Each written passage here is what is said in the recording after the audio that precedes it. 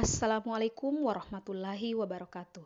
Perkenalkan, saya Nur Wahida, calon guru penggerak Angkatan 11 Kabupaten Majene, Provinsi Sulawesi Barat. Pada kesempatan ini, saya akan menjelaskan koneksi antar materi modul 1.1. Seperti yang diketahui bersama, Ki Hajar Dewantara membedakan kata pendidikan dan pengajaran dalam memahami arti dan tujuan pendidikan. Menurut Ki Hajar Dewantara, pengajaran adalah bagian dari pendidikan. Pengajaran merupakan proses pendidikan dalam memberi ilmu yang berfaedah untuk kecakapan hidup anak secara lahir dan batin. Sedangkan pendidikan memberi tuntunan terhadap segala kekuatan kodrat yang dimiliki anak agar ia mampu mencapai keselamatan kebahagiaan yang setinggi-tingginya, baik sebagai seorang manusia maupun sebagai anggota masyarakat. Tujuan pendidikan menurut KHD yakni menuntun segala kodrat yang ada pada anak-anak, agar mereka dapat mencapai keselamatan dan kebahagiaan yang setinggi-tingginya, baik sebagai manusia maupun sebagai anggota masyarakat.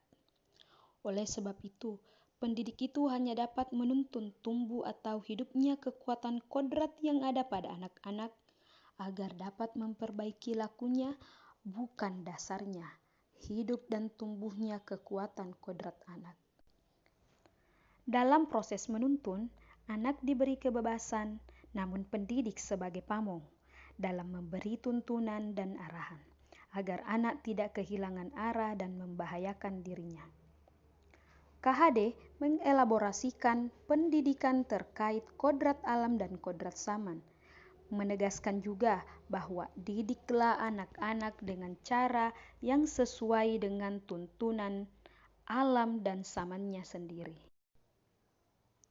Menurut KHD, budi pekerti atau watak merupakan perpaduan antara gerak pikiran, perasaan, dan kehendak atau kemauan sehingga menimbulkan tenaga. Budi pekerti juga dapat diartikan sebagai perpaduan antara cipta kognitif, karsa afektif sehingga menciptakan karya psikomotorik. Budi pekerti merupakan keselarasan hidup antara cipta, rasa, karsa, dan karya.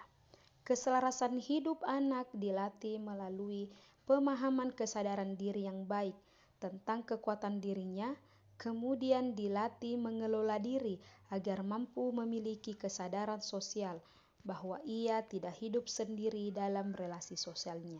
Sehingga ketika membuat sebuah keputusan yang bertanggung jawab dalam kemerdekaan dirinya dan kemerdekaan orang lain.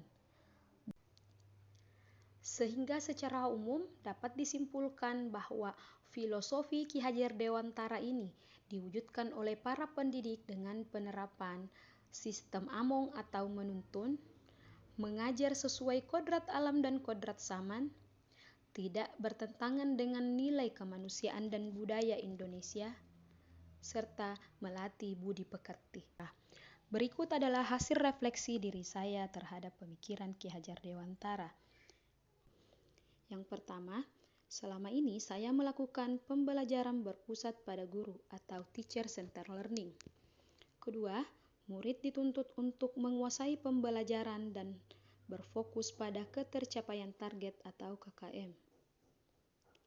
Tidak memahami karakteristik murid sehingga kurang tepat dalam memberikan motivasi belajar. Yang kedua, yang berubah dari pemikiran atau perilaku saya setelah mempelajari modul ini, yakni pembelajaran tentunya harus berpusat pada murid atau student center learning, dan untuk menumbuhkan motivasi belajar murid, hendaknya saya sebagai pendidik memahami karakteristik murid.